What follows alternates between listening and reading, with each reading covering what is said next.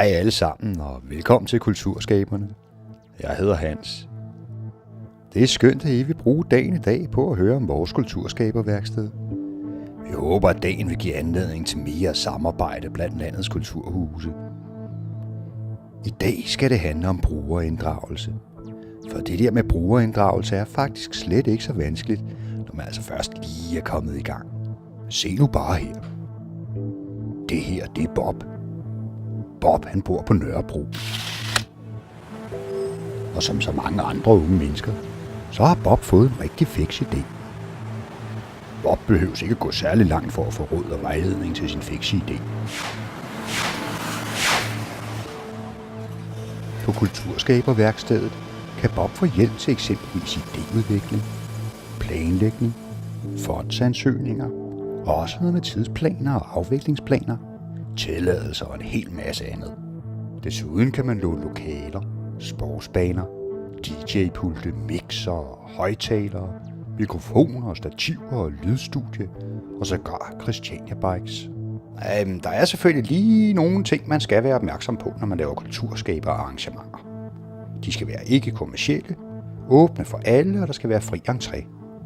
Og så skal man jo selvfølgelig altid holde sig inden for lovens lange arm. Okay Bob, du snakker om at lave sådan en rigtig ninja-festival. Det kan godt blive lidt af en mundfuld, hvis man skal stå med det hele selv. Så Bob, har du nogle venner, der vil være med?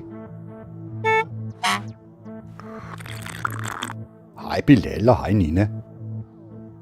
Nu er tropperne samlet. Lad os se at komme i gang. Vi skal lave tidsplan og afviklingsplan. Vi skal vist også kigge lidt på budgettet. Så Bob, hvor mange penge har du egentlig at gøre godt med? Ja, så kan det vist godt lige være, at vi skal kaste et blik på puljer og fonde. Kender I nogen, der kunne have lyst til at sponsorere lidt til festivalen?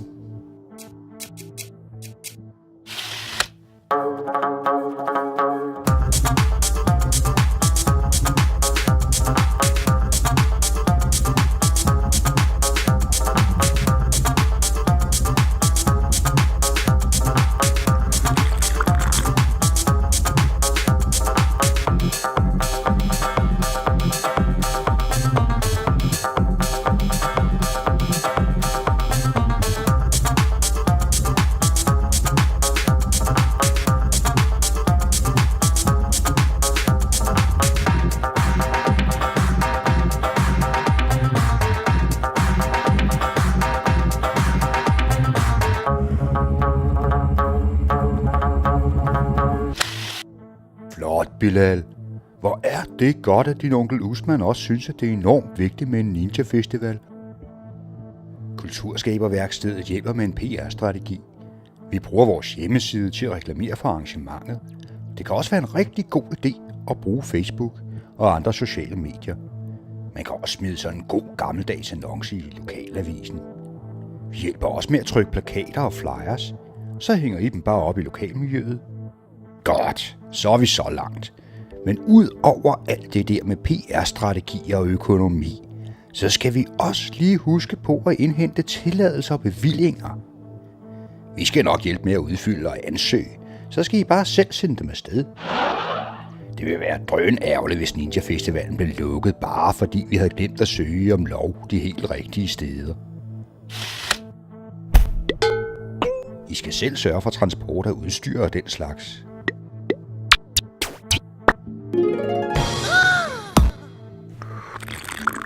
Det kan være en rigtig god idé at trække på sit netværk, så er der flere til at løfte.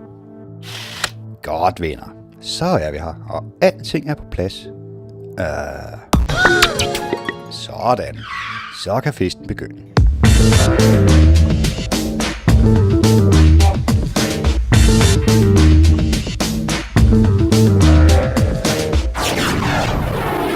Sikken en ninjafest. Nu skal vi jo huske på, at kulturskaberarrangementer sjældent ligner hinanden. Der er selvfølgelig lige så bred en vifte af idéer, som der er af kulturskabere. Nogle arrangementer er mindre. Det kan være højtlæsning på et bibliotek eller en barselscafé for nybagte forældre. Petanque for frankofile sågar. Mens andre kan være kæmpe store arrangementer, som strækker sig over flere dage. Kulturskaberværkstedet er et simpelt koncept, men det kan en hel masse.